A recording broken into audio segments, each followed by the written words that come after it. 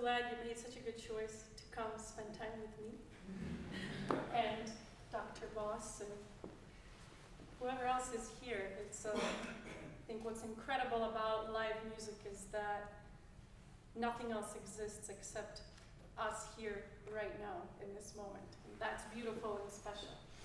The next two pieces I will sing, including the piece I have just sung, Silent Noon, were some of my first pieces that I did when I started going to GRCC 12 years ago. And I had never dreamed or thought that I will be training the voice in such a way and doing this now as I'm doing. But Bill Backout was my first voice teacher, and he gave me the piece Silent Noon. And I remember just disliking it so much because I had no idea what it meant. And I remember once in a hallway I was running after Mr. Davis, and so I was like, explain this poem to me. And he's just like, da, da, da, da, and then, oh, I don't know, just go read it. And then Lasciatemi morire, the next piece, I sort of liked. But the piece after that, Pur di Cesti, Bill Backout as well gave it to me, and I was just like, oh my God, I don't want to sing this. And you know, I haven't looked at those pieces since about 10 years ago. And I thought to myself, when I looked at them just a few months ago, I was like, oh my gosh, I can't get enough of these pieces. And I was thinking, why didn't I like them then? And I had right before that was reading a devotional, and there was a quote that said, the heart cannot love what the mind doesn't know. And so I thought, wow, because I understand and it has meaning for me now, I love these pieces and I could sing them all day long. So why don't we take ourselves to the island of Naxos, where Ariadne has just been left by Bacchus. And she's lamenting that her love left her and she doesn't want to live anymore.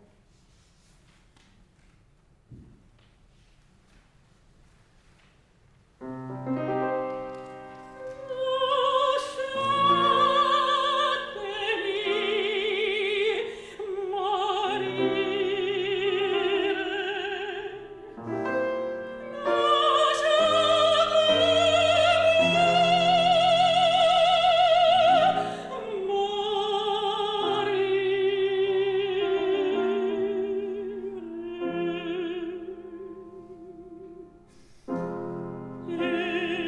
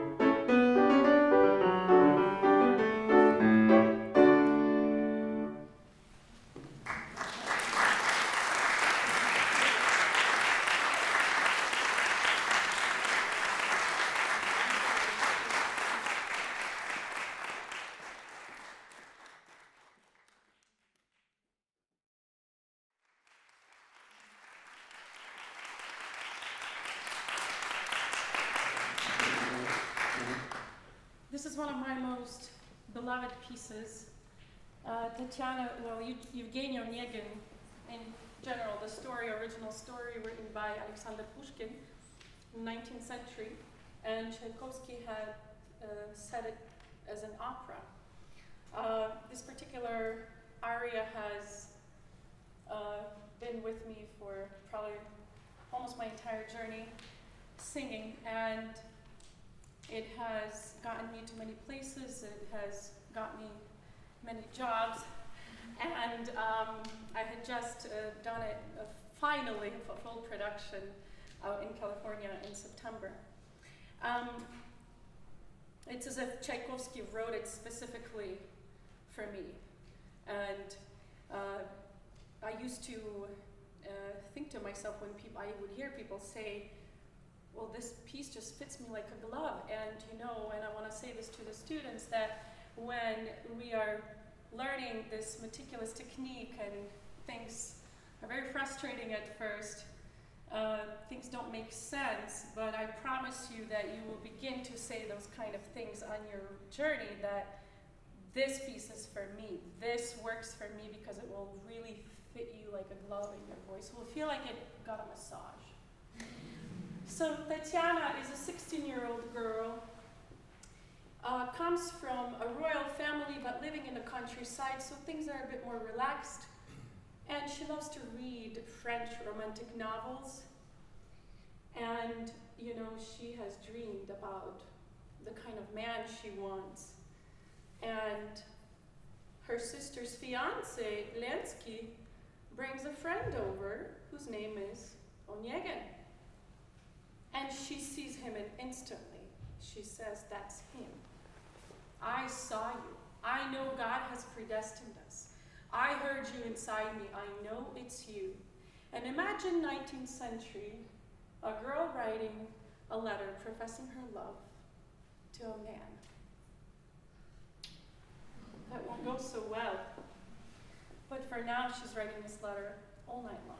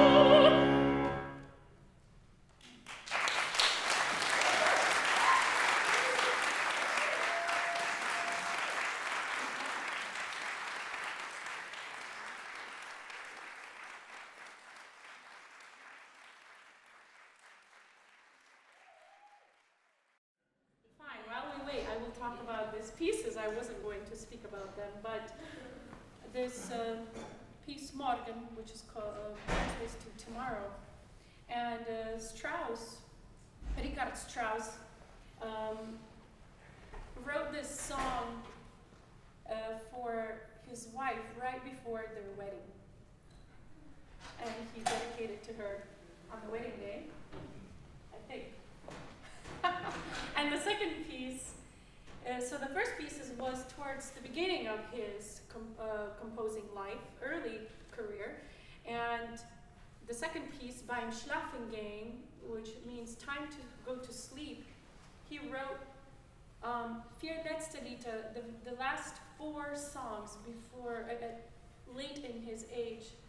And this is from that group of 4 last songs, which says, you know, I have grown tired. Hand, put all the work away. Don't worry about anything. And it's talking about how soon my soul will live thousandfold in eternity.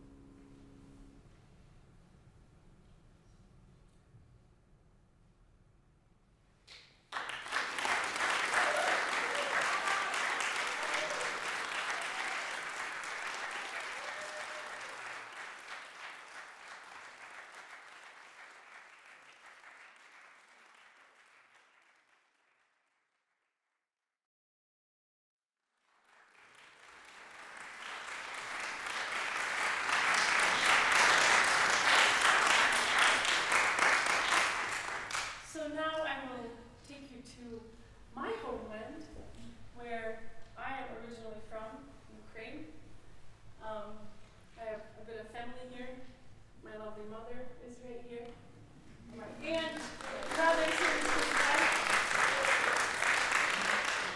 and I would love to sing for you in my mother tongue.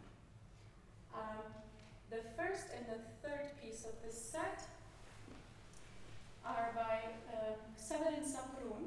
He comes from the west part of Ukraine, which I have never been to, and I'm dreaming to go at some point and research so much incredible music that I don't know. I happened to stumble on this music when I went to, before I lived in New York, I was visiting my friends, and right next door to them there was a Ukrainian shop with honey, embroidery, books, you know, a little bit of everything. And they were closing after 50 years. So I remember everything was so cheap, and I bought, there's about, I think, 12 pieces, and I was like, wow, I've never heard about this composer.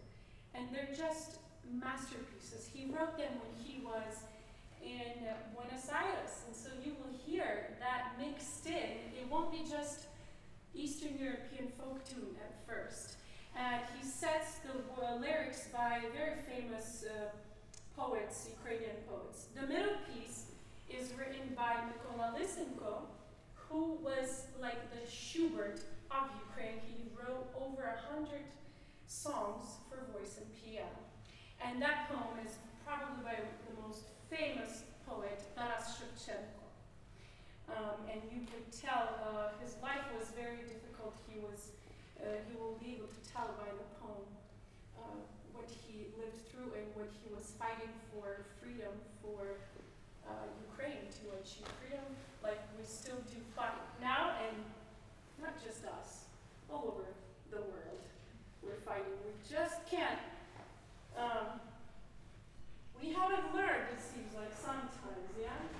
But enjoy the pieces.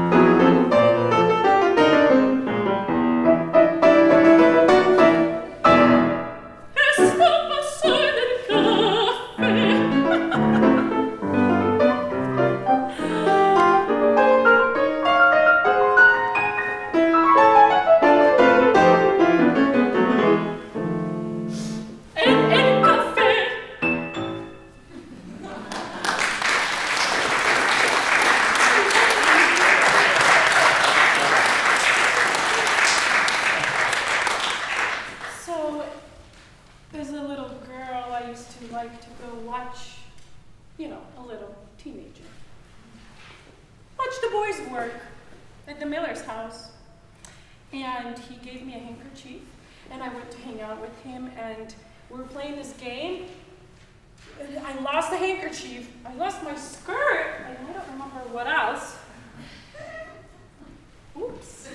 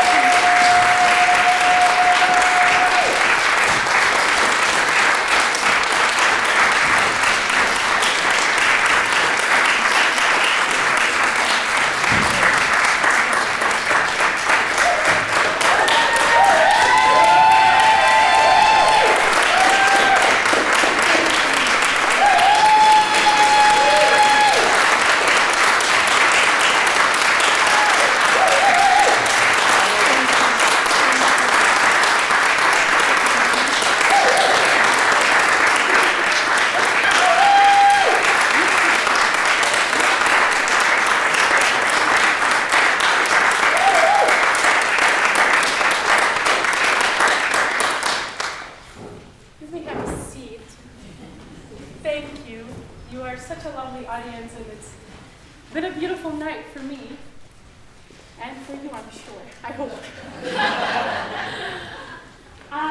Just a few thoughts. Mr. Dwayne Davis, you can make your way here. say thank you. I see many former professors sitting here. Oh my gosh, Dr. Ayat! Ah!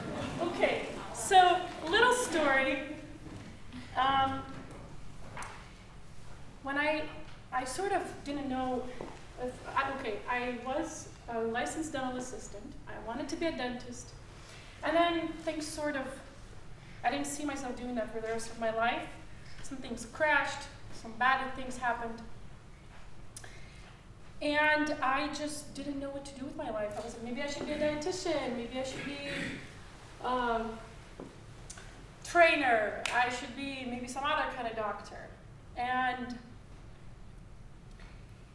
I remember on a snowy evening, very snowy evening, I lived a few blocks away from here on Lion Street, and my sister Natalia was attending Kendall Arts School of Art and Design. So at that time I wasn't working, and I had the most blue days of my life, was trying to figure out what to do. And I would cook lunch and dinner for her. So I was returning home, and I was craving to touch a piano because I haven't played the piano for almost like a year when I moved here from Traverse City, where I grew up. And oh my gosh. Wow. I just saw who she is after she's been like with me the whole concert. I walked in and I heard, students practicing, and I was just like, oh my gosh. I went into the practice room and I was afraid to touch the piano because I thought they're playing all this kind of stuff. Like I don't even remember if I played, but something got into my head that, you know what, I'm going to take a music theory class in the summer. And I've done music since I was a child. My very first accompanist was my brother Dimitri, who is here. He's a pianist, and that's how I started singing. And so anyway, I took a music theory class with Brian Morris, and literally we did the circle of fifth, and the next day I was just like, I'm auditioning for voice and piano. I'm just gonna do it. And I got a scholarship. Dr. Duet was like, are you sure you don't want to be a piano major? I think you should be a piano major. So here I come to my voice audition. I don't know how these things work. So my brother recorded 2 tracks for me. I don't know that I'm supposed to bring a score, neither did I have the songs that I played. And so Dr. Boss was relaxing during the time when I was auditioning because I had a track. And I sang, I pray you'll be all right, and come to my first lesson with Bill Backout, and he's teaching me like head voice and this breath, and all of a sudden I was like, I could sing all my life, and now I can't sing in tune, like, this is horrible. And I was going to give up I was like, that's it, I'm gonna be a pianist. So my lovely teacher is here, Dr. Ayat she was my piano teacher. And I grew so much with her. I mean, I had dreams. So then, I don't know if the gentleman who provides simulcast tickets for you students for HD, Met Opera HD for $5. I think it's still $5. I got one of those tickets and I went to see the Met Lucia, and Anna Netrebko was Lucia. And I've seen an opera in Ukraine. My first opera was Carmen when I was in Kiev when I went to visit. And I just was so moved, not necessarily by the opera, but what the voice is able to do. And I could almost imagine myself then, how I would sound. And I think I just arrived sort of there. So it is a journey. I want to tell the students that it's been a 12-year journey, 10 years since I graduated. Hashtag 10-year challenge, huh? And so all of a sudden then, things just started opening up. I studied with then Mr. Scott Bosher, who was a fantastic teacher, and then with Dr. Jody Doctor. And she introduced me to Pavarotti, Renata Tabaldi, Maria Callas, Mirella Freni. I didn't know any of those people, and if you don't know who they are, you better go home and listen on YouTube. And it was this whole world. I was like, wow, this is unbelievable. So, long story short, I never planned to be an operatic singer. I never planned to do this as a career. And when I went to University of Michigan and I was graduating with my master's voice and conducting, then I thought, oh, I guess that's what I'm going to be doing. And so I want to encourage you, I don't think that music for me was always a hobby, and it wasn't something I don't know, it was so natural because I did something that was so natural for me to do, like eating. Like I just had to do music. And I remember Giovanni Battista Lamberti in his Vocal Wisdom book said, don't sing unless you would die if you didn't.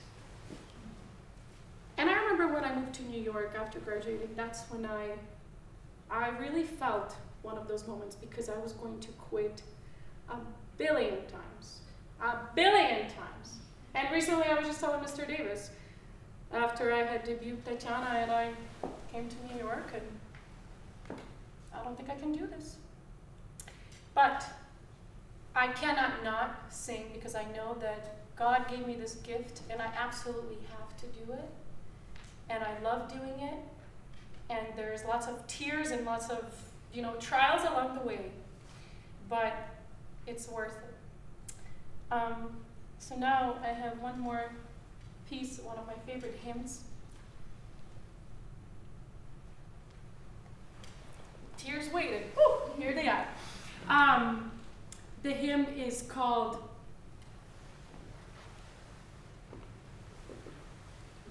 His Eye is on the Sparrow.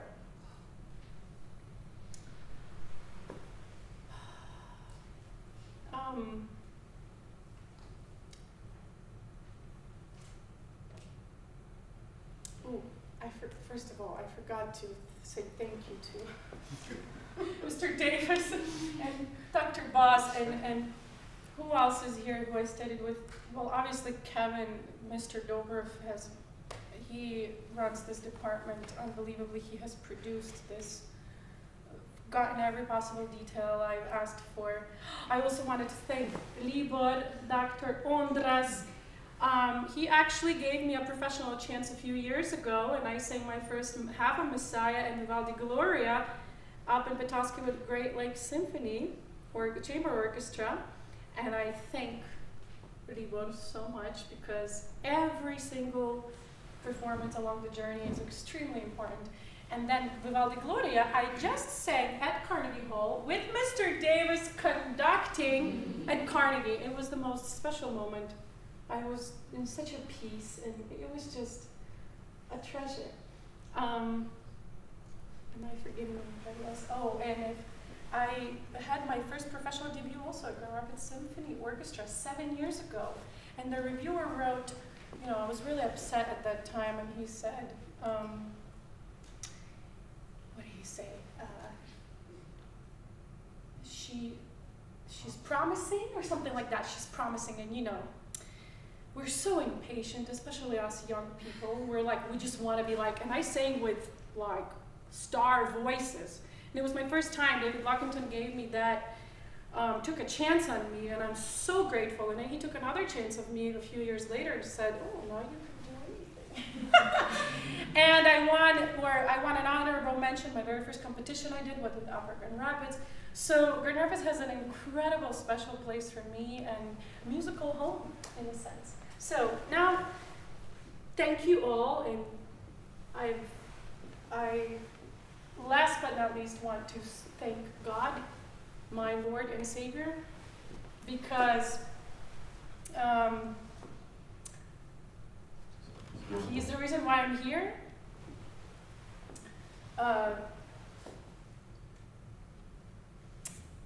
And His eyes on the sparrow.